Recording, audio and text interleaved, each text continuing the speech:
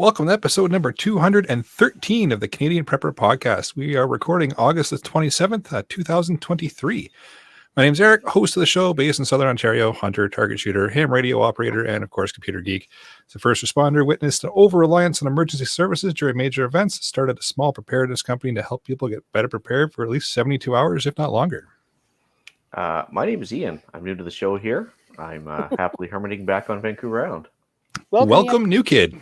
Yeah, really. I'm Jeff. I'm based in Central Ontario. I am a target shooter, a ham radio operator, general overall handyman, and weather nerd. And I'm Brad. I'm usually in Eastern Ontario. Tonight we're on the road. Part-time amateur prepper, constantly trying to better myself. And I'm the Frugal Gunny. I recently moved to Northern Ontario, pretty much in the middle of nowhere. I'm an off-gridder, a shooter, hunter, fisher, gatherer, trapper type, and a generalist. And I only recently came to accept that I'm a prepper. First step to solving a problem is admitting you have one, I guess, right? You got it. That's what they say. Well, I just embraced my addiction as a prepper. I just moved along from there, and I admitted it a long time ago. So anyway, I want to help support the show and keep the Canadian Prepper Podcast on the air. You could buy some swag. We have both the Canadian Prepper Podcast t-shirt and the tactical Velcro patch at www.prepperpodcast.ca. All proceeds help keep the jet lights on and the backup generator fueled. And if you're enjoying the show, please take a few minutes and like us on Facebook and submit a review on iTunes. Also, we want your feedback, good or bad, or just if there's a topic you want us to cover. You can email us at feedback@prepperpodcast.ca. All right, so we've got some digitally secure content for you in this episode. I'm going to start off with some recent news, update to you on our personal preps, where Ian's going to take probably half the show because he hasn't been here in a while. And then we're going to get into the main topic of cybersecurity part 2. Let's move into the news. All right, so pour one out for Bob Barker, boys. He died at the age of 99 this week, which is ironic considering he probably got as close to 100 without going over as he could. Sure did. You beat me to that joke. Only people of our age would get that one, of course. But yeah, I did really enjoy The Price is Right as a kid and watched him on Happy Gilmore. How can you go wrong, right? Yeah. Nope. Well, this is the first I hear of this, so it's literally news for me. Thanks, bud. He was on Happy Gilmore or Bob Barker in general. No, that he went. Oh no, I did. Yeah, that was just happened yesterday. I think it was kind of sad. It was like every liked the guy, right? Like he was like one of the few consistently likable guys in Hollywood. So anyway. Return of masking. So this is where I put the angry facepalm emoji on my computer screen or something because CNN's already starting to drop stuff. Alex Jones actually did last week, which we were all kind of laughing about because he had some super secret source that was saying masking was coming back, and sure enough, this week, Alex was right again. So, CNN mentions that it's time to consider using them again, but of course they didn't recommend surgical masks for fires, which have a much larger particulate size, but they're recommending it for COVID again. So. Rant over. It's the science again. Yeah, it's the science. I'm going to have to have a little quiet chuckle there. Yeah. Anyway, on that note, with the fires and stuff, road closures in the interior of BC. So, I was affected by that. Of course, Carmen and Steve were affected by that in the Okanagan, but I actually just looked up the interactive map as part of my travel plans, which I put a link in the show notes, which allows you to see like live updates to the roads where the fires are, how they're progressing, and everything else. And I think Eric's about to show them in the YouTube chat. So basically, it's a handy tool for planning bug outs or travel or anything else. Because wildfires are still carrying on, as Jeff will attest to. That's pretty much it. Yeah, so I'll kind of piggyback on that Ian said. The wildfires are continuing to cause issues in BC and the Northwest Territories. I've put a link in there again from CNN. Don't shoot me. Just happened to be a half decent one this time, believe it or not. That a Kelowna firefighter actually captured a fire NATO on video near Kelowna. I think I've mentioned it before. Depends on a bunch of different things, but a fire can actually create its own weather.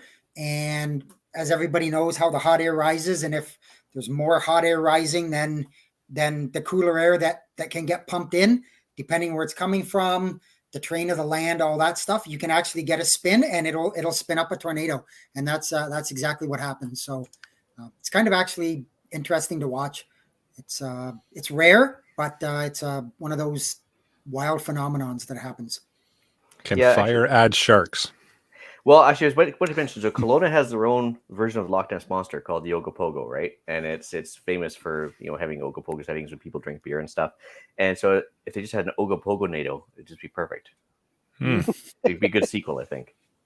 Or just mix it in with the fire NATO and just Ogopogo fire NATO. Yeah, That might be bad. All right, let's move into what we've done lately for prep, shall we? Brad, you're up first. Work, and more work. And that's about it. I haven't had time to do much of anything else but work. Unfortunately. That is what it is. Absolutely. I wouldn't know, but okay, whatever. Says the retired guy. I just did. I did some fuel rotation this week, and I've been working away at doing some yard work. I had a few trees come down over the course of a few storms this summer, and another one popped down on my side yard there last week. So I'm working away slowly at my own pace, just getting everything cleaned up. Yeah, for myself, same as Brad. It's been work, a little bit more work. Oh yeah, and then some work. There's been absolutely no prepping this week. It's been a lot of work. awesome. As for myself, well, I don't know if you noticed, I've been gone for a while. No. A while? Aren't you just a new guy? You've never been here. Yeah, I've been gone for a better part of 8 months, I guess it is, eh? It's been about that. It's been very relaxing. It's been a while. I mean, it's good to have you back. Well, not a lot of bannings or explicit logo labels needed or anything else like that. But yeah, what are you gonna do? So so for work, I was unfortunately out in Ontario for, like I said, about 8 months, and basically it required me to commute out there, go to work, finish my shift, and commute right back, and have about a day and a half at home, and then rinse repeat for the last little while. So it's been pretty tough. Not a lot of prepping going on. So basically, I did learn a few good things, like how important a mag can be, because I used a mag member's spare bedroom that shall remain unnamed, and I was able to live there rent free. And instead of having sex with them or anything else, I just managed to do work around the house for them and exchange for rent. So I didn't have to pay any rent. I just used my home improvement skills and I guess painting skills and electrical skills and everything else to make it work for both of us. So I was able to. That's what they call it now. Yeah, electrical skills. Anyways, so I it's important of a mag for sure, and how the barter economy works too, right? So instead of paying rent in Toronto, which as we know gets stupid, I was able to employ some of my learned skills to pay my way, which was great. That's so awesome. Yeah, that being said, not a lot of preps got done at home here, but I was able to make use of a mobile base, like Claude had mentioned last week, by dosing up my car with a bunch of preparedness gear. But we'll get on that later, probably a different episode. But the good news is I managed to bug out of Ontario successfully again. I think I did it 10 years ago, and I swore up and down I'd never go there again, and I clearly lied. Anyway, 4-day drive, no breakdowns, luckily, because I'd prepped up the car ahead of time, made sure it was mechanically sound, had a bunch of everything from the NOCO charger on board to the portable air compressor and everything else to make sure nothing would go wrong up in Northern Ontario. And I just had constant contact with the wife because she was giving me new diversions for the fires, as far as what highways were closed or open or whatever, and we were working on alternate routes through BC and stuff, so it worked out well. Nice. And the last week I basically just unpacked the loaded up car in Vancouver at my new place, and then didn't really have time to do much other than just throw it all in the new place, and then I'll worry about organizing it next week. And then get back here. In the meantime, just before I left Ontario, I stopped at Radio World, and I picked up an SRJ77CA antenna for the Balafang, a couple of them actually. And man, what a difference! How much were they? Such a great store. Great store. Yeah, $35. So they're the same price as everything else. So you get your diamonds, your Nagoyas, everything else, all the same price. But so far, this one has worked the best. And this morning, I made a contact 150 miles away. Now, that being said, it is VHF, it's line of sight, and the repeater is on a mountaintop. So yeah, clearly it's That helps. It's That not helps. it's not flat, but no, it was amazing. Like considered how clear it was and everything else. And the guy was like, "Wow, that's actually really impressive," because he was doing a net this morning, and so I chimed in at the appropriate time, and he was surprised I was able to get it. And I looked up on the repeater book, and yeah, sure enough, 154 miles or something like that. That's pretty good. That's fantastic. It's not pretty good. That's fantastic. Yeah, that was, And and up then even with the other one here, like I had the other one with the what do you call it, the counterpoise on it, and Yep. it didn't do nearly as well. So just lessons learned, right? Nice. See here. Oh, well, also I was waiting for the ferry to catch the ride back to the island. I was using this antenna as well, and I was on flat terrain there, on the ferry terminal out on the ocean. It's like a mile out in the ocean, the jetty sticks, and I was able to get a guy on the eastern side of Vancouver, just line of sight, no repeater. Nice. So that was pretty good too. I was like, so obviously the antenna is definitely worth it. Got home, played catch up on the farm. So I mean, everything from like gas that's been sitting around for 6-7 months that needs to be rotated out. I've got like a bunch of stuff to do before the rain starts because we're still in 34-degree heat right now and like high humidity. So I'm just sweating like a, well, I'm sweating badly. We'll say it. Yeah. I'm not gonna go for the explicit thing just yet. Yeah, save that for your OnlyFans, Ian. That's right. So, anyways, yeah. So, I mean, there's so much stuff to do around here right now. Like, I've got like a to-do list about a mile high and everything else, even like chainsaw repairs and much other stuff. So, I'll be busy, but nothing this week per se. But I just got back from the hot springs trip with the kids as well. Nice. Kids meaning, I guess, my one daughter and her new love interest. So that was good. So yeah, I still have 2 kids with me, but just a new one to me, anyways. But he seems to be sticking around for a while. They've been together a year now, so that was kind of cool. And then He came back from the hot springs.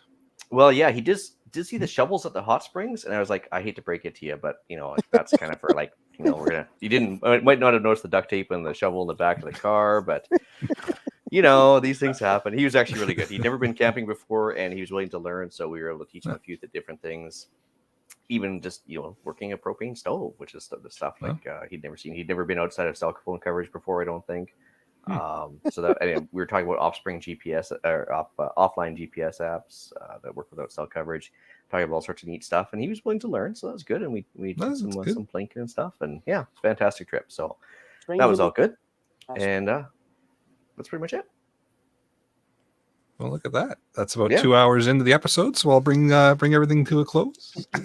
I think there was only 5 minutes or less. So I mean, like that's impressive considering you've been gone for about 8 months. Oh, just wait till next week. I'm sure it'll get interesting. So it's a really good synopsis, but yeah, well, I mean, like it drove me nuts, you know, sitting there going back and forth to Ontario all the time. And knowing that stuff was piling up and I was falling behind on certain stuff, it's like a beaver listening to running water. You're just like, something's got to break sooner or later, right? And so yeah, there's a big to-do list. Nice. Dave wants to know if you what's with the no CGN deals. Well, funny story about that. Since they changed the law there with that transfer reference, it's actually very tough, as far as I'm concerned, to justify doing a lot of sales.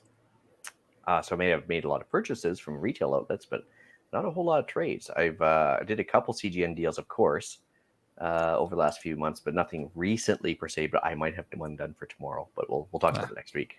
There we go. Yeah. Everything's returning to normal. This is good. That's right. All things are getting better in the universe. That's right. What about you, Fergal? Well, I'm still working on my friend's solar setup.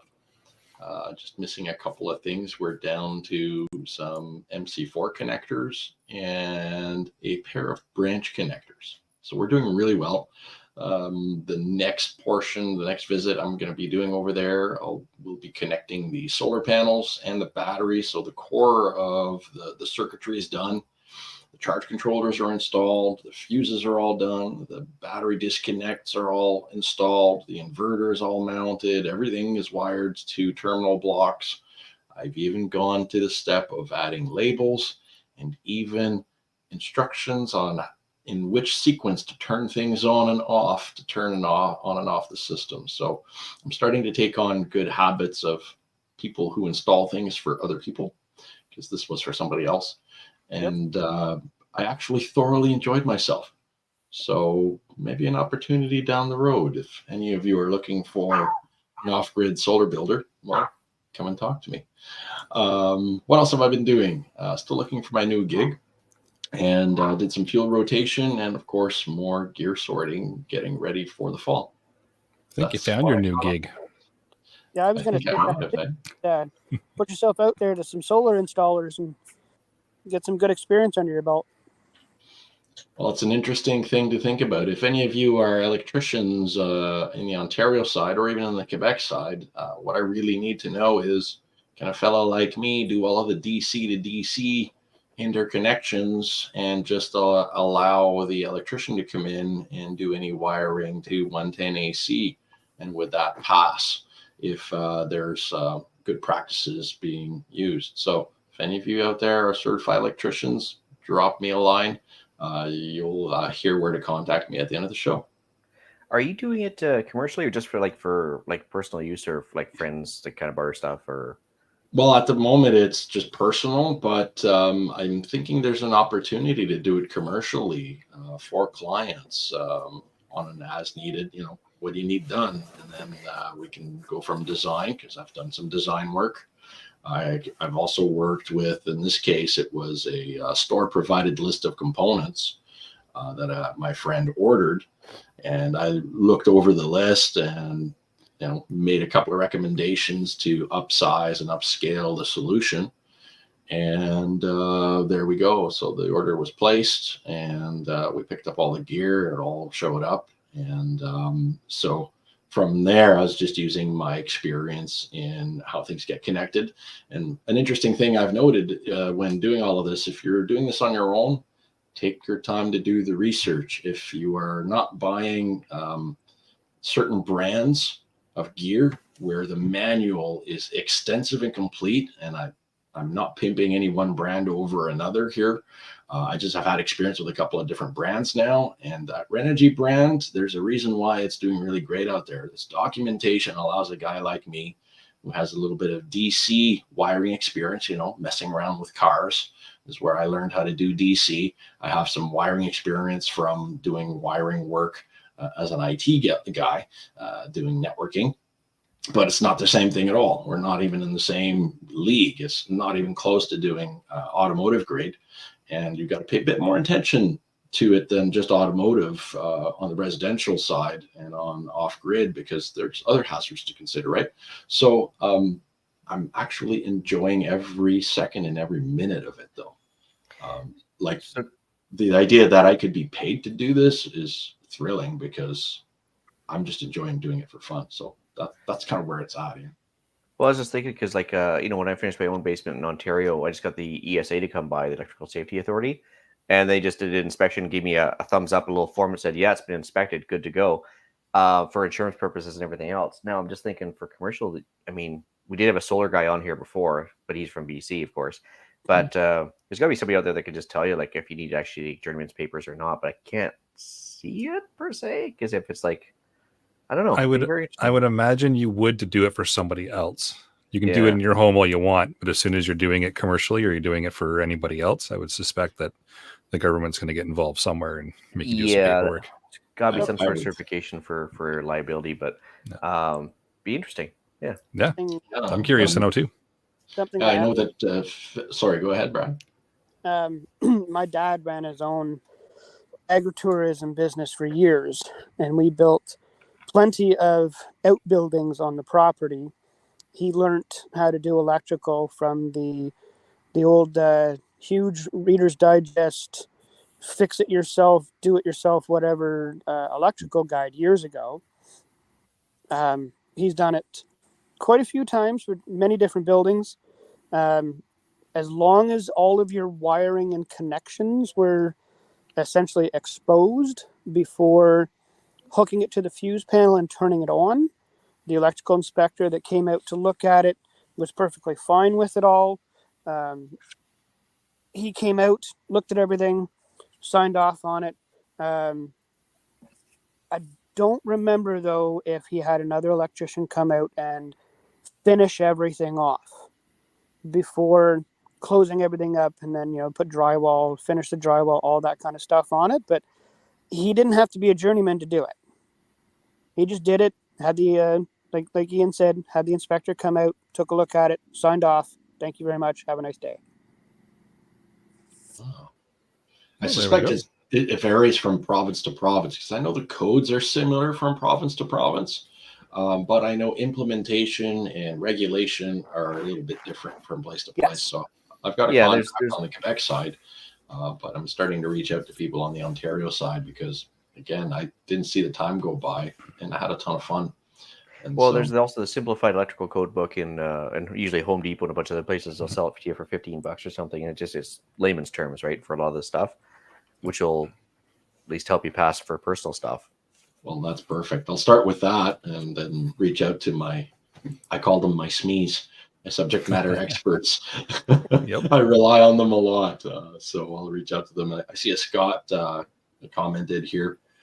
He says he thinks the voltage is the line that if it's 48 volt DC and less might not be inspected according to what he's seen or thinking. So I'm going to follow up on that. I'll be looking through that this week because I just had a ton of fun doing all of that. And, it's working with my hands. It's a bit of a cerebral challenge. So, yeah. Awesome. Yes. Well, with that, let's move into the main topic, shall we? So this evening, we're doing cybersecurity part 2. So cybersecurity part 1 was pretty popular and tons and tons of downloads, lots of people watching. Freaked the heck out of Pierre, which is even better. And we figured we'd do part number 2, especially now we've got Gunny here to nerd out with me on all the techie stuff.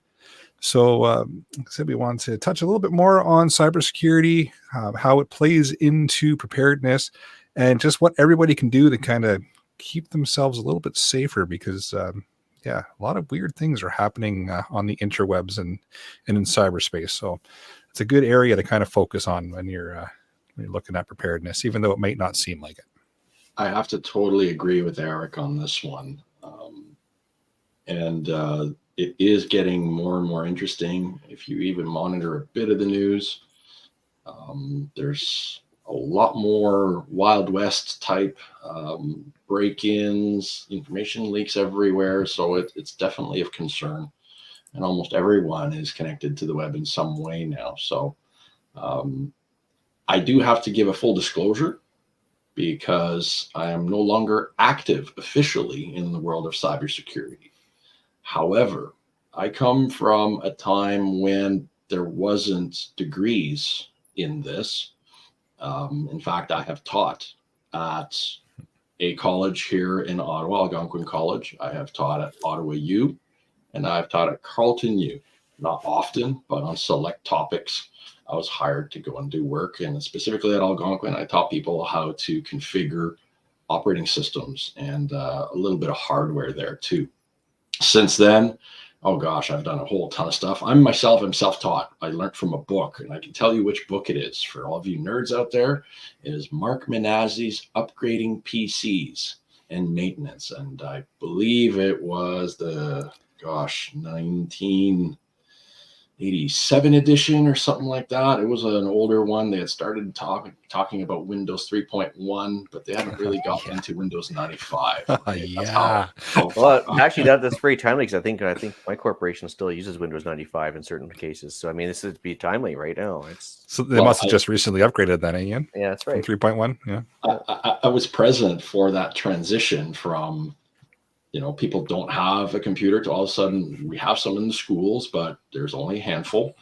And all of a sudden there's a few nerds in the school. So there's a few computer users in the school to all of a sudden, man, you can go and buy one for less than the price of a car to all of a sudden they're almost as common as a television. Probably more common. And television is a computer now. Now I'd say it's more common, isn't it? Yep. Especially if you consider that the average television is now a smart device, so therefore connected to the internet and now actively doing stuff. So I come from that background of old school. I'm self-taught, but I have a ton of certifications since. I've taught people in hardware and software. First part of my career, I was training people, getting people to use their operating systems, using the internet, using their apps. And then I got into hardening operating systems. And what hardening an operating system is, it's like hardening a house. You're basically trying to make it harder for people to break in and do stuff you don't want them to do, right? And that's basically what I was getting to do at the operating system level. Windows, in my particular case, was the thing that I was trying to harden. So I was teaching that, and then I got into IT security very quickly. And I got out of that, got into consulting and training in between those consulting opportunities. Now I'm out of IT, but I'm still following it. I'm still keeping an eye on things. And I think it's important that people pay attention to the world of security. So there's a lot of buzzwords. There's a lot of questions that people have. So I think we should maybe start the discussion by defining some of these buzzwords. What do you folks think? Actually, I'm going to take you right off the rails right now. Awesome. Here we go. So you mentioned smart TVs and everything else right out the beginning of the chat there. Okay, so for most of my friends, they don't see the problem with smart devices, whether it be fridges, TVs, or whatever, and they think it's super convenient because they hook it up to the Wi-Fi, and of course it knows everything. It knows when you're out of milk. It knows what TV channels you like to watch. The whole works. Cool. Can you? No, it's not. Sure it is. I'm doing the devil's advocate thing. Yeah, pretty good at I'm proud to say I have the dumbest house on the planet because there's not a single thing hooked up to anything except for this thing right here, and it just gets shut off and covered in tinfoil once in a while. But anyway, so can you explain the downfalls to the average listener about what it means when your TV is smart and what it's actually listening to? Whether that's actually has a camera that can be turned on and off, or a microphone that can be turned on and off, and that type of thing. Like, where's the downfalls to a smart device? Oh wow! Yeah, please. We're just going deep right in the beginning. I love how Ian opens it up with the biggest question of it all, because it really encompasses a lot of the topics that we had earmarked for today's show. So, what is a smart device? Let's define what smart is. Right. So back in the day, a television had a remote control, right? And it was a physical infrared device. And before that, I was the remote control. Do you remember those days? I had a cord. It was like actually a cord all the way down to the couch. You could actually use the remote from the couch. Yeah. We actually had the corded one for a while. That's true. Yeah. But I was the remote control. Okay. So what is a smart TV? A smart TV is one that has a computer built into it. And what it does is adds functionality to the device other than just showing audio and video. So an example, you turn on your television and there are applications that you can access using your remote control. Those applications might be a media player to which you can attach, a device to your television. You can attach a USB stick or a USB hard drive, for example. And you could watch movies or play photos off of that media, that storage media. That's one of the features a smart television has. Another one is the ability to automatically detect what is connected to the television. So back in the day, an audio or video output was just a dumb thing. It just emitted a signal and you connected a thing to it and the signal moved along the electrical contacts, and that was it. Now what we have is digitally aware connectors. So for example, your typical connector that you can connect your television to a stereo with has now all kinds of digital protections schemes that are attached to that connection so that you can't, the word and the term that we use in the shadowy world of media theft is to rip a movie. So for example, I might stream a movie from a known streaming provider such as Disney or Netflix. And if it was not a smart type television, I might be able to hijack that signal, right? And digitize that movie into a format and then trade it and sell it. But, these are edge cases, but this was something that was an issue back in the 90s. There were people who were using the PC and other audio video reproductive hardware, such as a VCR, for example, to duplicate movies. And the less scrupulous of those people would also use those movies or those recordings to make money. So they would sell them, or even really, really bold ones would actually start their own showrooms. And so you could go to underground movies and watch a really bad rip of a movie being thrown on a bad screen because projectors were not all that great back then. So again, we're talking about edge cases. but this had the media industry in a twist, that people could do this. And so this is where the advent of the smart TV came, is that we needed to have the ability to control what was coming in and out of the device, your television. And that's when the idea to add smart features to it began. Now, the thing with smart features is it entails more than just being aware of the content that flows through the device. Okay, so that's one part of what a smart device is. So a smart device knows, okay, you are viewing 1080p video through me at the moment. A smart device will know you are listening to music at the moment, because there's audio channels that are busy, but video channel is not. So the smart device knows these things, and it can adapt what it's doing. Now, the thing is that that smart device also has an operating system. Just like your PC has one, just like your telephone has one, just like your laptop might have, just like your tablet has. And so every operating system has multiple layers of code.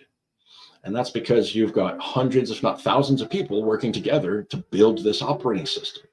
Now, you've probably been a kid and done the shared secret thing, where you tell a secret to the friend beside you, and then that friend tells the same secret to the next friend beside you, and then out it goes in circle. And by the time it gets to the last person, it's not at all what it started as, right? Okay. So there's a little bit of that going on here. Right? There's a little bit of that going on. We've kind of forgotten what all of these things are supposed to do. And in the operating systems, we've got so much code that some people work on a portion of the code for just a short amount of time, and then they walk away and they never see it again. And somebody else later might work on that piece of code or not. And maybe the only time that code gets maintained is later when somebody reports a bug. Okay, and what's a bug? A bug is an unexpected behavior in that code. So all of these so-called smart devices now have all these layers of software that can have bugs. But some of them also have capabilities that are baked into the software. Now, this is where people will tell me, oh, you're wearing a tinfoil hat. No, I'm not wearing a tinfoil hat. Why not? It's a Pepper podcast. So as far as I know, a tinfoil hat won't help me. But what it will do is cloud my ability to think clearly. So I'm not going to put on the tinfoil hat, but I will tell you that all operating systems have a shared infrastructure in code. It's a code infrastructure. I don't want to get too techie about it because I don't want to lose anybody, but it's a part of the operating system that is designed to connect to networks. And we have fancy terms for that in the IT industry. We call it a network protocol stack. All we're talking about is a series of little software programs, and what they do is help your device connect to a network. Now, the OSI model. Right, and that's what we call the OSI model for all of us nerds out there. We study this thing. Now, here's the thing. Us nerds aren't the only ones who study it. Okay? There are people who get paid to study everything they can find out about every operating system device you can imagine. And so you have to think of, well, who are those people? Because in the world of cybersecurity, we spend a lot of time trying to figure out who are those known actors who go and search. What are the holes? What are the openings? And Gary here has identified it. Yes, we're talking about TCP/IP, the Transport Control Protocol, Internet Protocol stack is multiple pieces of software that together work to connect your device to the internet. And as we said in the last show, and if you haven't listened to the last show, I don't want to repeat all of that because that was quite a rant I went on. But in that last show, I explained how TCP/IP was never designed to be used on an open network. It was meant to be used on a network protected by a guard, by dogs, by a gate, by multiple barriers of entry before you could get to that wire. And so it was not expected that the great larger public would be connected to it, much less your television. All right, so that's what a smart device is. Now, what can a smart television do? Because this is something that people will say, oh, it's a tinfoil hat thing. Okay. I know the answer. Netflix. Please, go ahead, Eric. Netflix. It can do Netflix, yeah. But there are known techniques to exploit any kind of television that has an LED or LCD screen and to use it to spy and transmit information as to what is in your environment. Let me repeat that. All LED and LCD screens can be used to spy on you visually. I haven't even talked about the microphone that might be embedded in a device yet. The microphone is one thing, but I mean, yeah. So like you mentioned, so like what was that? What do you call arcade system they had out a little while ago where people were interacting, dance, and it had a camera and it built into the video game that was watching you and stuff. And anyways, with Xbox, the Xbox Live or Pro or whatever it's called. Anyways, and so obviously that if it had a camera right in your face, that was one thing. But you're saying even LED screens can do that too. And it's just, is it like more like a an optical thing, or is it like a infrared thing, or how does it work? It's the fact that you essentially have an array. So for those of you who are not familiar with that term, an array is an arrangement of multiples, right? So you have an array of circuits in any LED or LCD screen to form multiple points of light. So each one of those points of light is a transmitter, but it also can be turned into a receiver. I'm going to repeat that. The light transmitters on monitors can be turned into receivers. And so your smart device, all that you need to do is to run a software over that smart device to make it do that for you. And so a smart device, because it has connections to the open networks, some of them literally have this feature baked into the smart device. So an attacker or a threat vector, because an attacker implies that it's a human being, but a threat vector could be automated. It could be just an automated piece of malware software that seeks out a smart device and infects it and turns it into a listening device. And so you might be thinking, oh, geez, I don't really worry about my privacy. I'm not doing anything wrong. And that might be a very fair point. But to that, I would say this.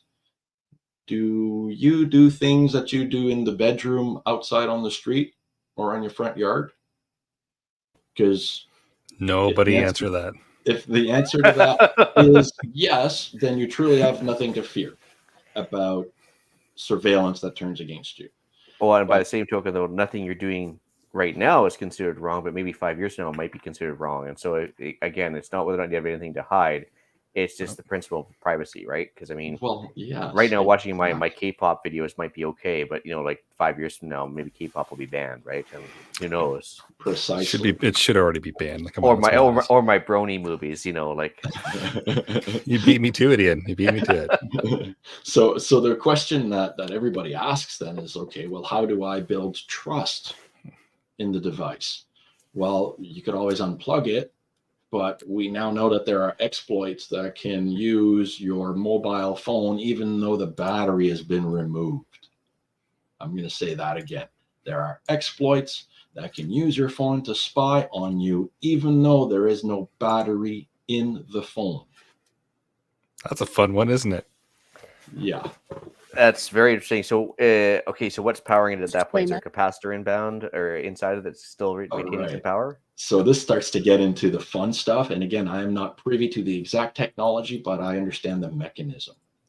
Essentially, if you are able to create an electric field around something that is a circuit, okay, an electromagnetic field, and beam it towards something that is a circuit, you then also would have the capability to probably detect a response signal back, a wavelength, a frequency interaction, which changes and alters that wavelength on the way back, similar to a sonar or a radar. So a sonar does this in water, radar does this in the air. So if you can emit a field towards a circuit that has no power, you can still receive signal back from that circuit and identify what that circuit is and what it can do. And you might even be able to use the resonant frequency of that thing to then use it as an antenna. people shouldn't be surprised by this because, I mean, if you throw a phone on top of a cordless charging station, I mean, and it's still you use induction basically to charge a phone. Yes, sir. It's just one step above that, right? So yes, sir. Got Yes, it. sir. That's absolutely right. The only thing is that this stuff that I'm talking to you about was at one time highly, highly classified, and all this has been leaked. So I'm not telling you anything that's going to get me shot here. All this has been leaked by other people, and that's why I know about it. That to me is the danger of any smart device. It has a network protocol stack, and it has other software that runs on top of that device. The network protocol stack alone has vulnerabilities. All of the other software above it also has vulnerabilities. And just to add more complications to everybody, any piece of hardware that you attach and add to the device can also can also add additional vulnerabilities. I don't know if you heard that, but did you hear? I think from in the distance, I could hear Pierre smashing his LED TV with a sledgehammer right now. The poor man. I Oh can't. no, he's digging a hole. I can't. He's just blame going to him. live underground. And we've got all kinds of great comments going through the chats here, and it's Do we ever? because I'm not the only one who knows about this stuff. In fact, I'm late in the game. Remember, I'm old school, so I come from the world where you don't even do this stuff yet. But I've kept an eye on it, and the fundamentals of what a thing is when it's connected to a network have not changed. It has a TCP/IP stack, and it has an operating system, and it has apps and an interface above it that the end user needs to touch in order to make the thing do what it's supposed to do. Yep. Whether it's a server, whether it's a desktop PC, a laptop, a tablet, a telephone, a Ring doorbell, security item. I don't know what all the gadgets are anymore, but there are so many. It's unbelievable. Each one of them has multiple vulnerabilities that are well known. So on that note, VPN, we've always talked about it. We've always talked about using one and everything else. How does a VPN help us at all with any of this stuff? Okay, I got great analogies for how VPN works because it has to do again with this whole TCP/IP thing that I've talked about. Now, over time, you probably didn't hear much about TCP/IP, but you might have heard a nerd or a techie say IP address. IP address. So what is that IP address? Because that's what this is about. That's one of the things that allows the whole internet to work. So an IP address is a temporarily assigned, most of the time, not always, right? For the end user, it is temporarily assigned. So for you, me, who have an internet service from home, temporarily assigned. If you have a cell phone, it's temporarily assigned. However, if you're running a server, odds are that server is going to have some sort of fixed IP address. So what are those IP addresses? So let's tell you the rules of internetworking, the rules of internet. To communicate over the internet, you must be able to communicate over a unique outside-facing IP address. There are only so many. And so we have had to release new versions of that TCP/IP network protocol stack I keep talking about. And that happened, oh gosh, quite a ways back after Y2K.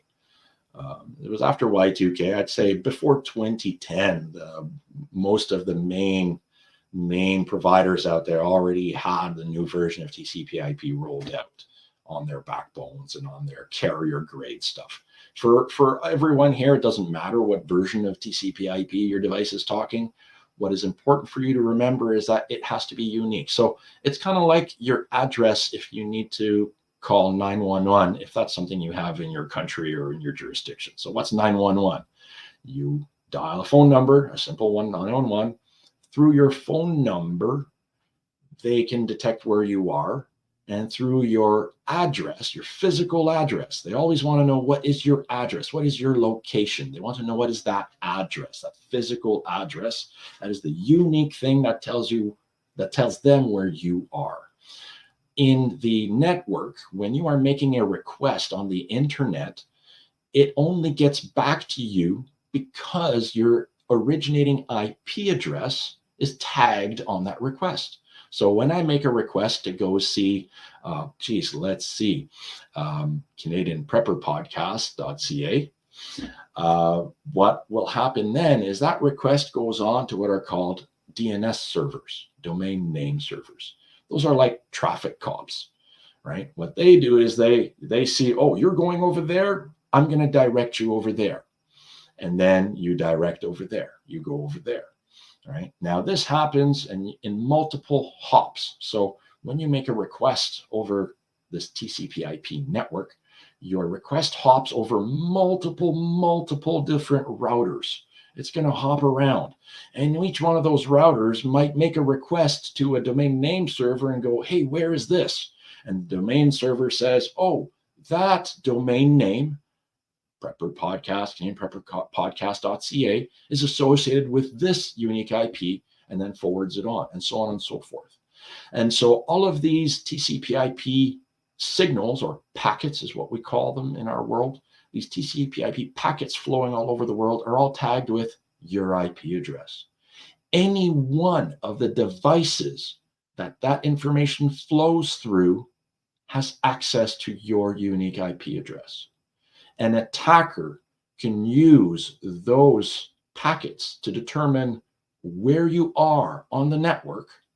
And if they're very clever and very smart, they might then be able to find out who your internet service provider is. And if they marry that information to other information that might be out there about you, they might be able to represent themselves as you in software, or as a live human being like it used to be done back in the day. So a quick question on that one then. So when I go on Gun Nuts, for example, Canadian Gun Nuts, you cannot enter Gun Nuts on a VPN. They want you to be basically having an open line. Now, their excuse is they're trying to avoid fraud with your sign-in and stuff like that. Right. In reality, are they actually preventing anything with that, or are they just being boomers on this one? Okay, well, this is where it's awesome to have a great question like that, because it works on both sides of the fence. You see, anonymity can help you, the end user, from an attacker who has infected a website and who is harvesting IP addresses to marry to other information. So in that case, the VPN is good because it's helping you. But if I am an attacker and I don't want to reveal to anybody what IP address I'm attacking from, it would be incumbent upon me to mask that IP address. And that is where the VPN can help you do bad things too. So some attackers will use VPN services to launch attacks, or at least to begin the process of what we call fingerprinting. Fingerprinting is like what a thief does when they're scoping out your house or your residence. They're passing by, they're first going to look at your doors. Then they're going to look at the driveway. Is there a driveway in and out? Is there an alleyway through which they can see the back? Can they see all your windows? Do you have basement access? Do you have a garage? Are there deadbolts on the doors? They slowly assess your house before they break in. Foolish thieves don't, but a smart thief, this is exactly what they do. They will surveil the house for anything that tells them this is a good place to break in, or this is a bad place to break in. And I'll tell you what, they will always go to the easiest place to break in rather than the one that is harder to break into. And that's where the VPN gives you an added layer of security. By masking your IP address, you're making it just a little bit harder for an attacker or a threat vector, some sort of automated threat, from exploiting all of the information that your device can reveal about you. And your IP address specifically, again, reveals where you are connected to your internet service provider. It also would allow an attacker to direct an attack directly to you rather than attracting you to some place where you're going to get attacked. So it would be the equivalent of, instead of me luring you out of your house, I directly launch something into an open window in your house because I know now where your house is. If you have a VPN, it's harder for me to know where your house is in the first place. So just a question on that. Yes. If they want to know bad enough, they'll still be able to find out. It's just a lot more work, correct? Yes. There seems to be this misnomer out there that if I have a VPN, I'm untraceable. You'll never know who I am. You'll never be able to find me. And the weak part in the VPN process is the provider. Yes. You're going to be giving your information to the provider. If they are somehow compromised or they are somehow coerced into giving up your information, they hold all of it still. So those IP packets that the Frugal was talking about that you're trying to mask on the network by going to a VPN are all initially sent to the VPN first. The VPN then takes it, repackages everything up, changes your IP address and all your identifying information that gets sent in the packets that you're sending out with their information, and then they forward the request out to the internet. And then the information comes back. They know how to match it back up and send it back to you. So they're the man in the middle. 100%. If they get compromised, your info's out there again. That's correct. And just think, remember everything we talked about, all devices having weaknesses, all network protocol stacks having weaknesses of various different kinds. Mm-hmm. So now you've just added another layer of weaknesses and potential vector attack fronts, right? So if somebody knows that I'm using a particular brand of VPN and they really want to get to me, they can just go and attack the VPN provider. Or if they are a state actor, and this is where we in North America have it so good, we don't really know what it is like to be pursued by the state for what we communicate and do on the internet, although it's beginning. I should say we're beginning to get a sense of that here. But however, there are many countries in the world where just the act of doing what you and I are doing here could be enough to throw them in jail. And so for them, the risk is much higher. And so therefore, the need to add another layer of security is there. But yes, all of them represent a form of vulnerability of some kind. And but to be clear, you're much better to have one than not to have one, even though there's some vulnerabilities there and nothing's perfect. Yes. Something is better than nothing. Correct. Unequivocally, Jeff. And this is where I will qualify. I will tell everybody I do use a VPN. I do use a VPN. Now, if you are going to use a VPN, I would like to recommend a no-log VPN. A no-log VPN service is one where the provider does not keep daily logs of what you are doing on the web. They flush them after a certain amount of time. They might keep subscriber information or payment information, right? And so the VPN provider that I use keeps track of your subscription, so they know how many hours of VPN you have used.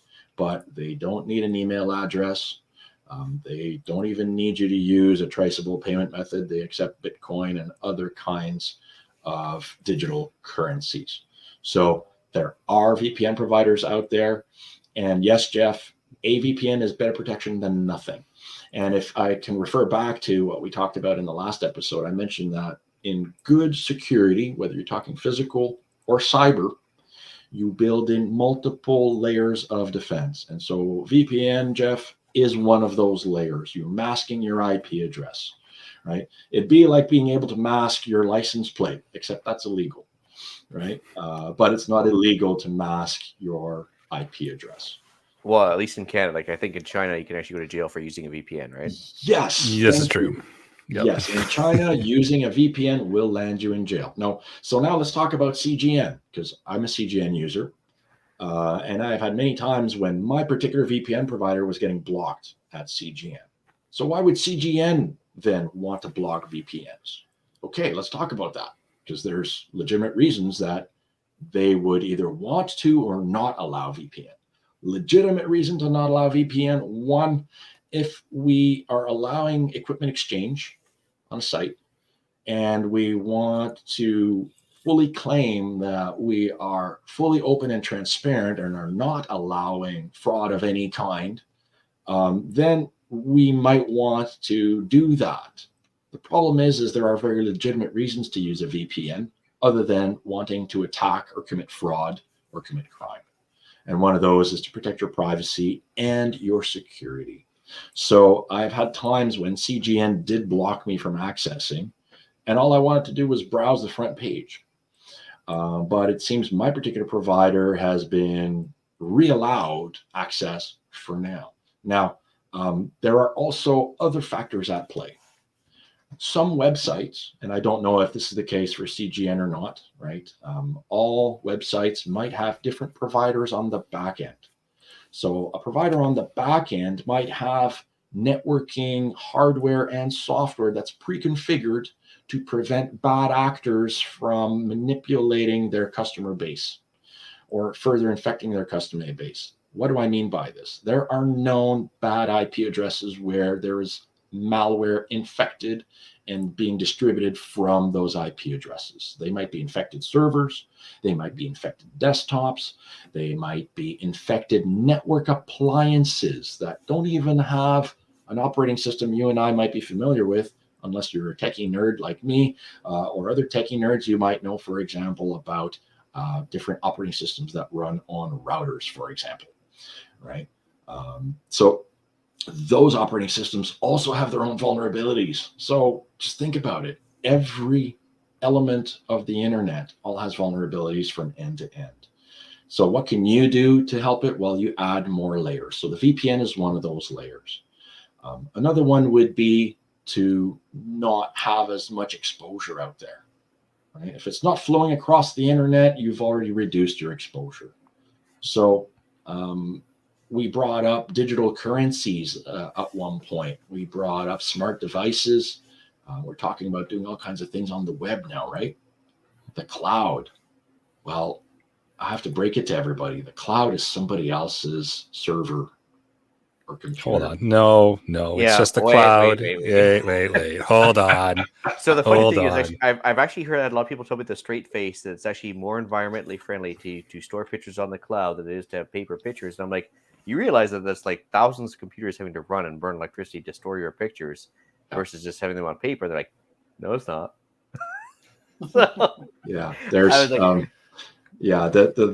thing is that a lot of the industry talks about green energy. So let's address that for a moment. The cloud and the green energy. All of these huge data centers, my friends, that power your cloud. These massive spinning farms of disks and heat generation all require tons and tons and tons of cooling.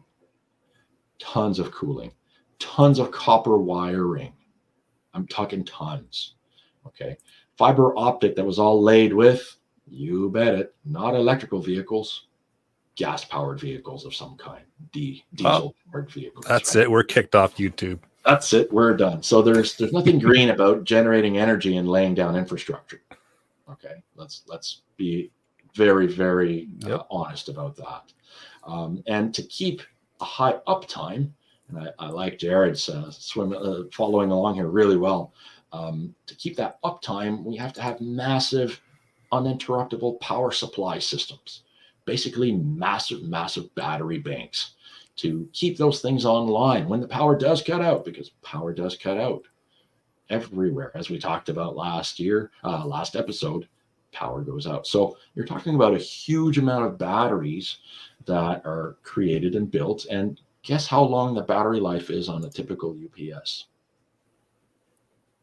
Well, it's not going to last long before it needs to be changed out. A couple of years tops. Absolutely. Usually I've seen them start to go out after about 3 years. And usually by 5 years, they've already started to get glitchy. So the average is between 3 and 5 years. So when you're considering the amount of changeover and churn in coolant, in batteries, to keep all these massive server farms up and running, because people's appetite for storage is insatiable. And that's one thing I learned as an IT administrator. Once you start generating data, it will generate on a logarithmic curve. It's unbelievable how much people can generate data once they start getting into the habit of doing so. Well, and not even mention the fact that there's, once you sign the fine print on those end user agreements that we all just tick and agree to without reading, I mean, you've actually given up the rights to those digital images to Mother Corp, whether it be Apple or whoever. So Yes. not only is there a copy of it in Ogden, Utah with the NSA, but there's also a copy in Apple's servers, and they've all got the right to use it without Correct. your consent. Correct. So, So all those feet pics you're selling on OnlyFans, it's like, yeah, they got a copy of those too, right? you got it, Ian. I mean, in that one sentence, there's a whole ton to unpack, and man, that was awesome. So let's talk about it. So anonymity, you got none when you're using your cloud storage service. You got none, right? It doesn't not exist. It's out there on the cloud. All of these poor people who have had their selfies revealed on the web, revenge posts, all of that stuff, a lot of that was just harvested right from those cloud backups. Right from the cloud backups. All those celeb stolen photos you can see out there on the web, stolen from cloud backups. So anonymity, it's a nice idea, but if it's on the cloud, you don't really have it. It's the same thing with those central banking digital currencies. Everything is traceable in those. So there is no anonymity. And so the things that we value about cash, the liquidity of cash, the ability to use it in a pinch, the ability to, just go to a thrift store and buy a used item. A lot of people have lived like that. I have. I'm the frugal gunny. I have bought a lot of clothing in thrift stores because I can't afford to buy everything brand new like a lot of people out there think they might. It costs a lot of money, right? So imagine now that you want to go and buy something at a thrift store, but pretty soon your community starts to look down on people who buy things at thrift stores because thrift stores, things are used, and used things have germs, and germs are bad. You see where I'm going with this? So that's just one example, It's not that far-fetched. It just happened in this country in the last 2-3 years. Well, not only can they turn it off to people who do bad things like attend trucker convoys, but they can also turn it off to stores that they don't agree with, as we've seen in certain cases, right? That's right. Whether it be PayPal turning off transaction abilities to certain companies, or with CBDCs, maybe your social credit score goes down the drain and all of a sudden you are debanked for a certain amount of time. Bingo. So I see a lot of threats out there with these new trends that are being pushed by influencers, by the legacy media, and by, frankly, I'll just call them what they are, shills.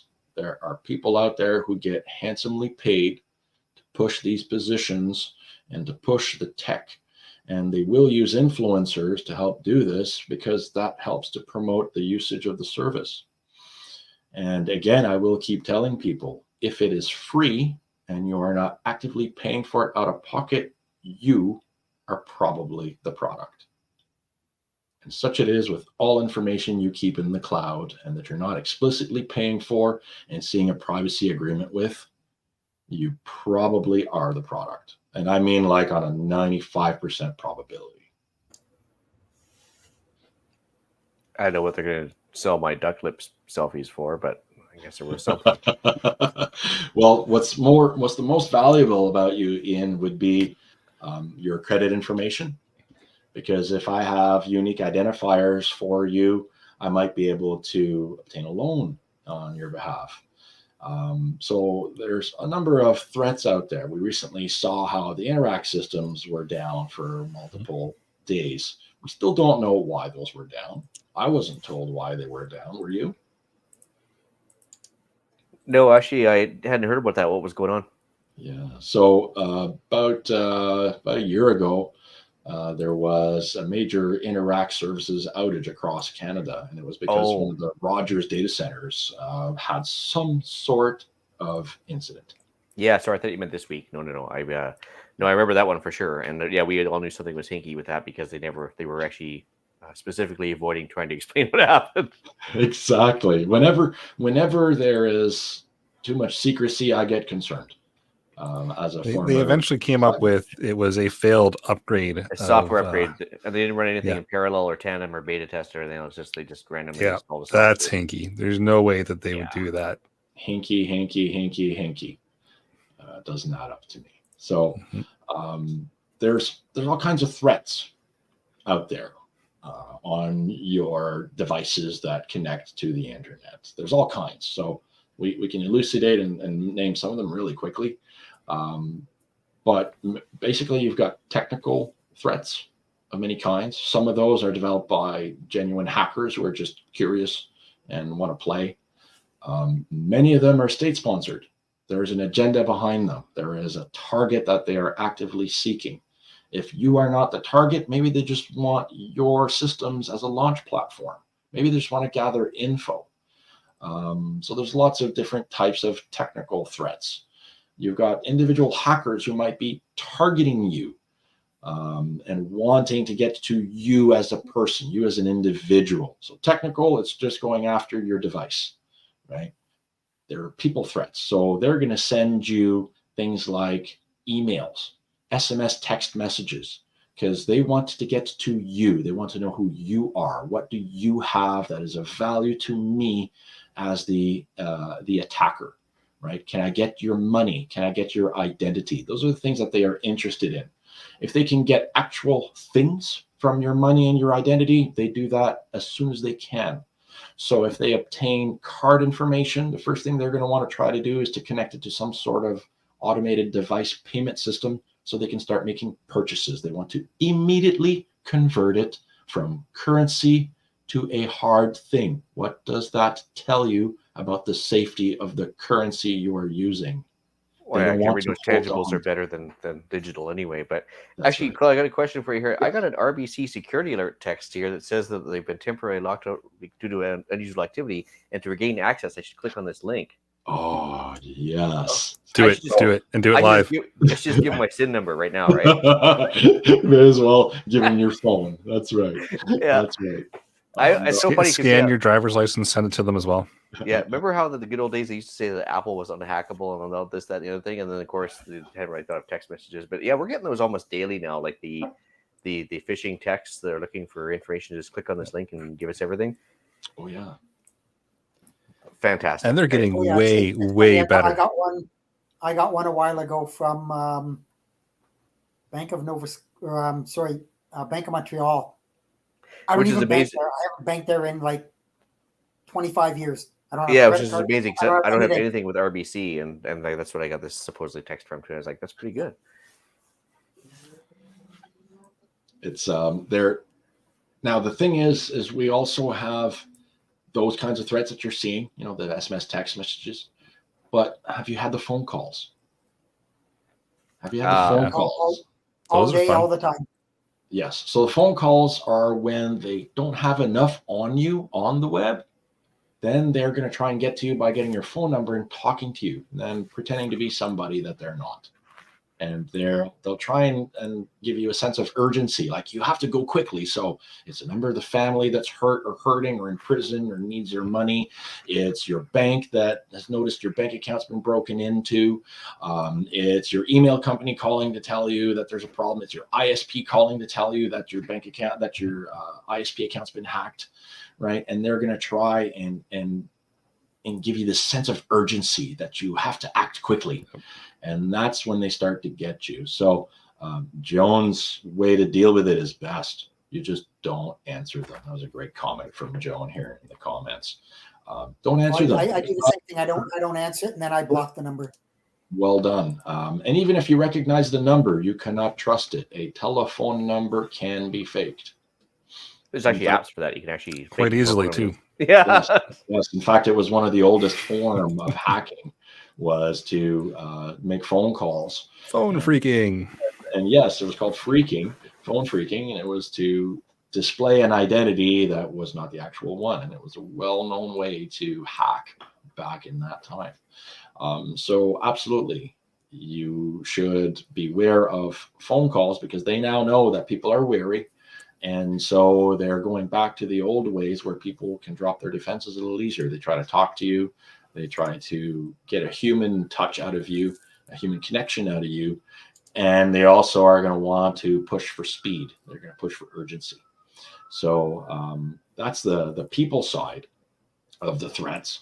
And there's many different kinds. I just cited one example. You know, there are state-sponsored hackers. They don't care about you. They're trying to take down something in particular. They have a target that they are given. And then finally, there are things that are not targeting you or me or anything else. They just are equally ruthless to everybody. And we call those in the business industry force majeure, large-scale incidents beyond anyone's control. So flooding, asteroids from space, hurricane events, things like this could be considered the type of events. Those things can shut down entire countries. They can shut down data centers. They can shut down everything. So those are Question is, who are the feds coming for? Well, You hear the first I was sirens in worried the it was me, background. but I you know, it's not. I checked, it wasn't me. So well, that's in the area I'm in now. There's actually firefighters nearby, and so whenever there's an accident, you hear them pretty quickly taking off. So there's probably been some sort of emergency out there. So we just kind of talked about a whole bunch of different threats, right? So it's all scary out there, right? Well, this is where I like to put the brakes on. It's not scary. There's ways to deal with all this. Now, the best way to deal with all that is to just not use the stuff. So back in, was it 2012, 2013, this American fella named Edward Snowden, he came out with a whole bunch of information that hadn't yet really officially made it out there on the public airwaves. And they did. And as a result of this, Russia actually changed its way of doing things. In areas of the government where there was high levels of security needed, they ditched all digital, period. They went back to typewriter and old tradecraft. I'm going to say that again. Carrier pigeon. They went back to typewriter and old tradecraft. So I would bet that they are using carrier pigeon still. I bet they brought that back. So keep that in mind. Right? Amazing. That's what the Russians did. All right. So now moving on. They also ditched all of Microsoft on their networks. No more Microsoft allowed on their government networks. What did they do to stay move. on? They forked over a distribution of Linux, which is free and open source, and therefore auditable code. Auditable code means a code nerd. I am not one of those. I don't have that gift. But a code nerd can go digging through that code and find threats and vulnerabilities, flag them, and then they can be repaired and fixed through patches. And that's the problem. That software is built so fast today, so quickly by so many people, we can't see all the holes when the software goes out. So what did they do? They took a bunch of Linux free and open source software. They made a copy of that for themselves, and they decided to maintain their own distribution to be used for their purposes. How smart is that? Right? well, So just like, that's whether it be software, guns, cars, whatever. Never go for the first version of anything, right? So, or the latest version of everything. Always wait for like a couple versions to get down the road so they can be fixed and repaired and vulnerabilities found and everything else. definitely. So this is why I love free and open source software. It has had a tendency to be more reliable over time than closed software. So closed proprietary software, that's your Windows and Apple platforms, and a lot of commercial operating systems like Unix. There's a lot of commercial Unix operating systems out there. You got to buy into those.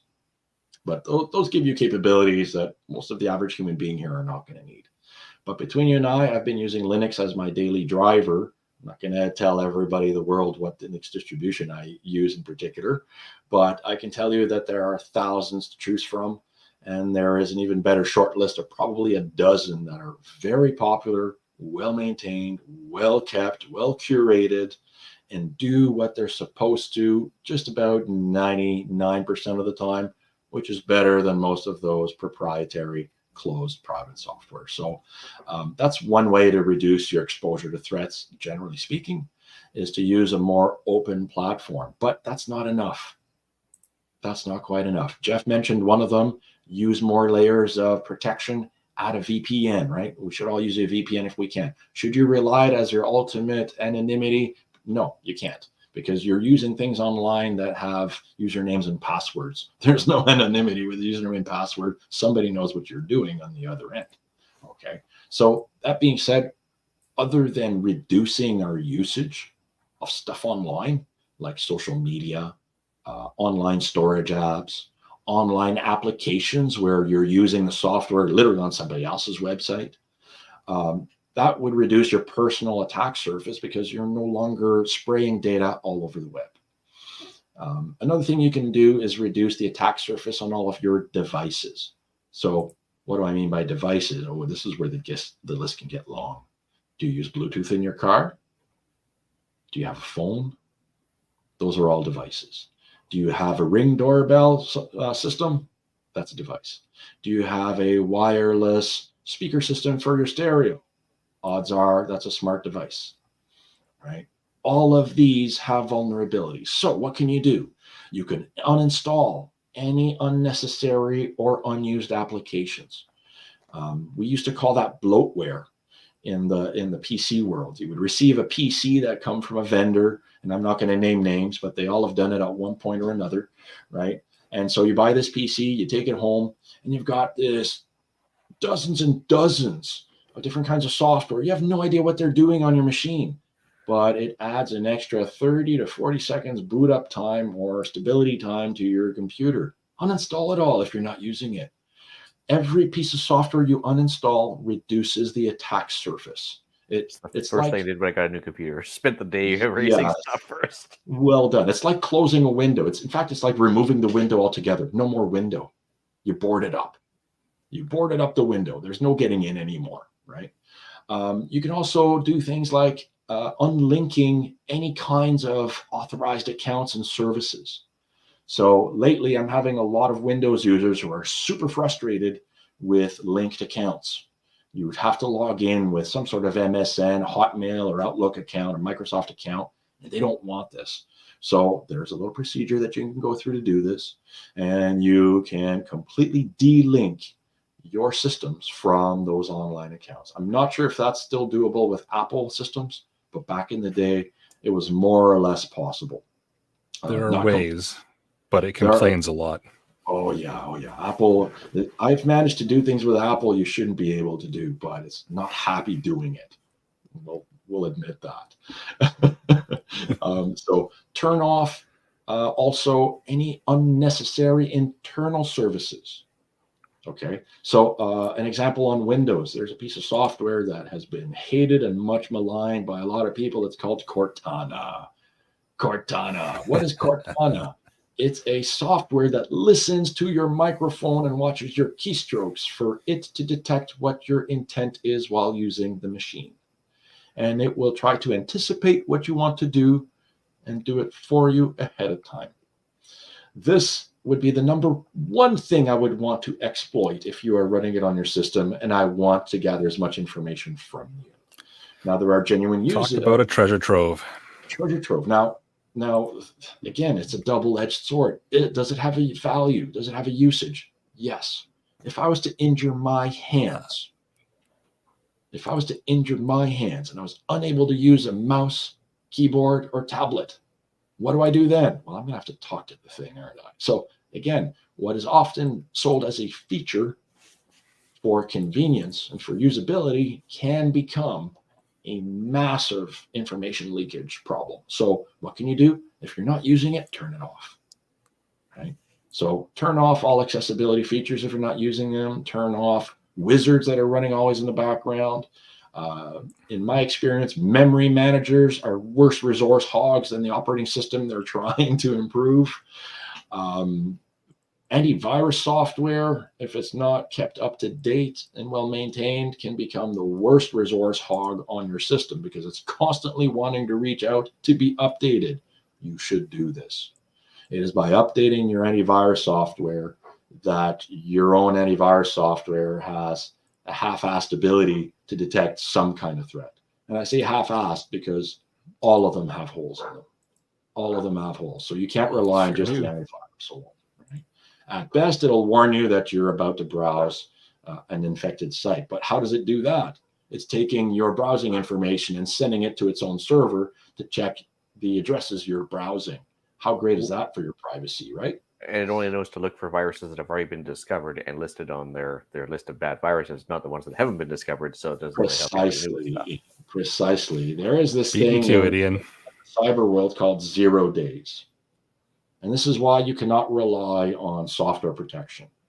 0 day means you have 0 days as an IT security person to prepare for that threat. It is already active. It is in the wild. You do not know it, but it is there. And there are these everywhere. State security agencies that pay hackers, they go after these, they develop them, and they protect their information on those 0 day exploits very, very closely. Out there in the hacker world, a 0 day is extremely valuable if you can turn it into an exploit and get it out there before any ability to recognize it digitally is discovered. So that's what a 0 day means. It's unknown. So those are always out there. So this is why I talk about reducing attack surface, because if you reduce attack surface, you're generally reducing the ability of unknown vulnerabilities to become a threat to your system. So what else do? I actually turn off hardware in the BIOS of laptops and desktops to reduce my attack surface. So if I have an added sound card in the system, I disable the onboard sound chip right away. If I am wired using a wire, and that's another talk we're going to have at one point, most of my systems are wired using a wire. If not, in fact, all of them. The only one that isn't wired is my phone. So why do I do that? Well, if it's wireless, you don't even have the guard and the dogs to protect the wire, do you? It's out in the air. You do not need to cross a gate to get to the wire and exploit the vulnerabilities of the IP stack. You're spreading all the way out there in midair. Now, yes, they do have some form of encryption over that signal, but all encryption is based on keys. The first thing that hackers do when they enter into any network is they start looking for encryption keys. If you're a manufacturer of hardware and they get into your stuff, the first thing they're going to go look for is those encryption keys, because with that, they've got the keys to the kingdom, as they say. So again, I turn off all unnecessary hardware at the BIOS level. I turn off all firmware. For those of you who know what firmware is, know that you should disable any that you can. For those of you who don't know, don't worry about it. Just keep up on your security patches, right? Turn off Bluetooth on your wireless devices. If you're not using it to connect to a device that is yours, turn it off. That's another layer of security that you have prevented from being accessed, and you're also giving more battery power back to your device. And finally, wireless connections. Turn them off whenever you can. Right? I actually turn off my phone at night completely. I don't want it on. If I don't turn it on because I want the alarm to ring, I put it on airplane mode. It's really much harder to hack your phone if you're not out there connected to a network. All right? Can you trust that when you put it on airplane mode that it's not connected to the network? That's another story. I can't guarantee you that. So again, paranoia is not a bad thing in the world of cybersecurity, right? So if you have to use online accounts to authenticate for anything, disable them where you can, reduce that attack surface. Disable online accounts. Now here's the cool thing. Every time you turn off, uninstall all that software, all that junk, all these things I'm talking about, guess what? You're gaining a little bit of extra performance. It's going a little bit faster. Wouldn't you love that with your car? If just taking out all the junk in your car would speed it up? Well, it's the same idea. If you've got 200 or 300 pounds in your car sitting in the back, that's like having two people in the back. It's going to go slow. Same thing with all this software running in the background, all that bloatware. It's consuming memory cycles. It's consuming CPU cycles. It's generating heat. It's consuming power, draining your battery, adding to your bill. So that's enough about reducing attack surface on all of your devices. Another one is to keep your software up to date. We talked about 0-day vulnerabilities. Well, a lot of the vulnerabilities that are exploited are already known. That's the sin of it. A lot of the infections that are currently rampant through the world are for known vulnerabilities that simply have not been patched for one reason or another. So system administrators, for some reason or another, have not gotten around to applying the fix or preventing the issue, and it repeats itself. So stay on top of your updates. Update your software. Update your operating systems. Update your apps if you're using an Apple phone or an Android phone or any other phone, Windows phones. Update those apps. And last but not least, just don't use the cyber in the first place. And you know what? That'll get you out of the house. Get out there, leave the devices behind, do more things without them, right? Rediscover things how they were done before computers. I often ask that when people ask me, oh, how would you do this on the software side? And the first question I flip it right back to them. Well, how did you do it before the computers? And let's talk about what worked and what didn't, and concentrate on what worked. And maybe there's something to learn from that, right? So think of how it was done before the computers. And finally, on the web and in real life, so in physical world, back in the day, we used to talk about shoulder surfing, right? Do you enter your PIN on your phone or a gesture on your phone out there in the middle of a crowd? Or do you try to hide your phone while you're doing it? Because if it was easy for me to tell your password by shoulder surfing on your keyboard, it's even easier if all you're doing is a gesture, or I watch you sign in with your face and then I bump you out of the way, run away with your phone. Now I got you, right? Or even just the cameras above the pin pads in most convenience stores, which always makes me giggle. Even better, right? So let's be smart. So need to know. Apply the need to know principle. Does the whole world need to know that you have a compulsive habit of checking your phone at moments that you feel awkward because you haven't talked to somebody? That's a social problem. Put your phone away. Practice good need to know, right? Don't reveal to everybody that you're using your phone, right? In real life, if you're talking about your money situation, well, where are you when you're talking about that money situation? Are you in the mall? Are you in the restaurant? Are you at a gas station? Are you in traffic in your car with an open window talking on a Bluetooth connection like you have a full perfect private space? But if I'm walking down the street, I can see you picking your nose and I can hear your friend giggling on the phone. Is that good InfoSec? No, that's not good need to know. That's spreading your info all over the world. So remember that good practice and apply it to the web, and you'll find that a lot of your life becomes easier. Right? Social media has us used to revealing our entire private life out to the world, but in real life, we don't go to the corner store and tell everybody, oh, I just bought a new puppy, right? But yet we feel compelled to announce to the entire world all of that. Well, that gives me a social engineering edge on you. If I don't know you, all I have to do is, oh, how's your new puppy doing? And next thing you know, you think that you might know me, but you don't at all. And I'm just pretending and I'm playing you, right? How often does that happen in real life? People get scammed all the time. A lot more than you'd know. A lot more than we want to admit. That's the part that used to make me laugh was people would, it's unfortunate, but they would get their house broken into or they would get something broken into.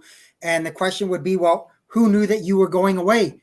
Oh, well, all kinds of people, because I posted it on Facebook. You were going on vacation. And I'm like, duh. Right. Well, after I list this, I've decided I'm going to add a 6 to my 1, 2, 3, 4, 5 password. That's it. You got me convinced now. I need to. And the nerds listening are shuddering. I need to up my game for sure. A quick word about passwords. That'll throw them off, Ian. That'll throw them off. Oh, good. I think we're running long tonight. We're an hour and a half mark now. We should probably close her off, I guess. We are. So I'm going to finish with one password tip. A short, complex password is not as good as a long, simple for you to remember password. Almost like a Bitcoin passphrase or something, right? Correct. A weird phrase like my blue fish has a green fin when it goes for a drive to go for a golf game. How did you know? Right? So 1, 2, 3, 4, 5. It's a really long one, and your thing that you're using it with might scream at you. You might have to shorten it a bit, but the longer it is, the harder it is for an automated threat to break it down. So I'll leave it at that. And change it every once in a while. Yes, as often as you can stomach is actually the right answer to that. As often as you can stomach. Is 3 weeks too much? I don't know. How paranoid are you? How secure do you want to be? It's up to you. It's true. I think we're going to have to do a cybersecurity part 3 episode There's so many rabbit holes we can go down. There are. All right, sir. But There if is. we haven't freaked you out enough, I'm pretty sure, like I said, Pierre is digging a hole somewhere, throwing all of his electronic devices in, lighting them on fire, and then, doing it again. So, I can vouch if you drop your iPad in a fire, it is useless. I wasn't going to go there, Jeff. Wasn't going to go there. I did burn my iPhone unintentionally. That it definitely was not hackable there then. you go. So it's good. You never know. Never know. If you didn't burn all the right chips, you can still get the data. Do we even But have anybody that's a still rabbit hole to streaming go us? down another time. Or have they Yeah, we all got 10 dropped people. off now? 10 people still listening. We've been pretty consistent through the whole thing, We between haven't 10 to scared 14 anybody people. away. So, Right on. or we've scared a few away, and others have shown up. Right on. But yeah, the whole idea of this episode again was to just bring everybody around and get them thinking about cybersecurity again, and just the threat vectors that are out there.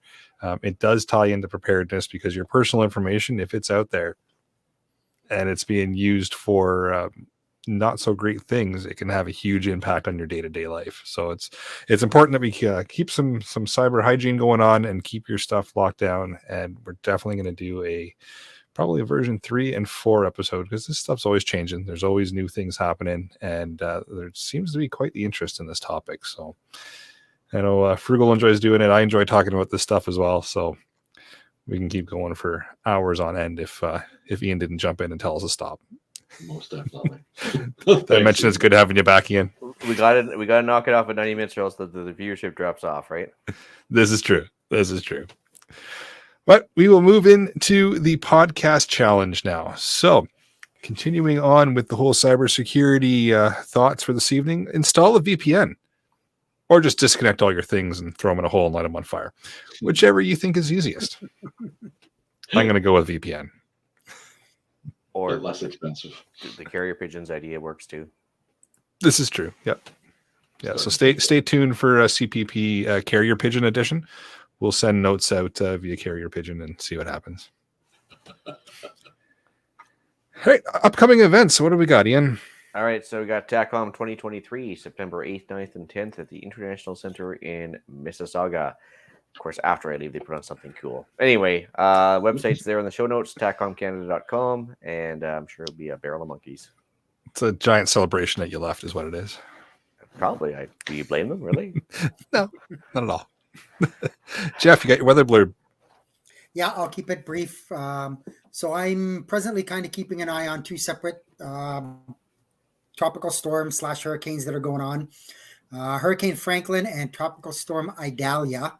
So Hurricane Franklin is presently off the east coast of Florida. It's out in the Atlantic Ocean. It's far enough away from the U.S. that it's not going to probably affect them. But there is a chance by Thursday or Friday that it could come close enough to the Maritimes to cause some rain. You know, we're basically talking the bottom end of Nova Scotia, maybe into Newfoundland. So keep an eye out for that. Tropical Storm Idalia is currently located about 80 miles east-southwest of Cozumel, Mexico. And it's a pretty slow-moving storm, so it's dumping a lot of rain. It's expected to bring tropical storm conditions to the Yucatan Peninsula and the extreme western Cuba. There's tropical storm warnings there.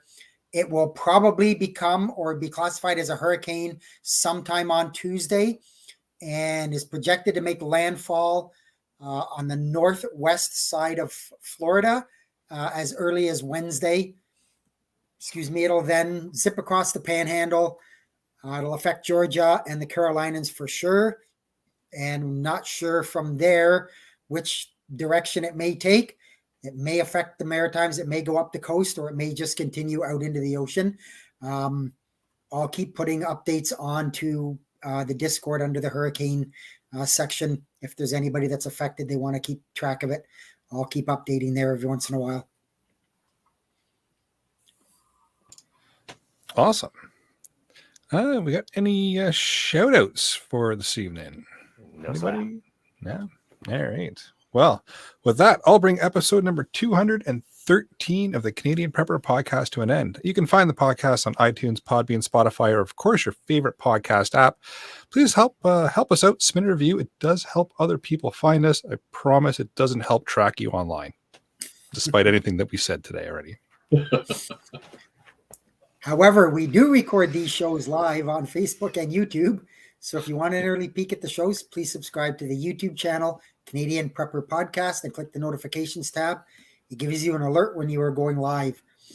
I'm not responsible enough to have my own email, so you can reach me at feedback@prepperpodcast.ca, or I am frequently on the Discord.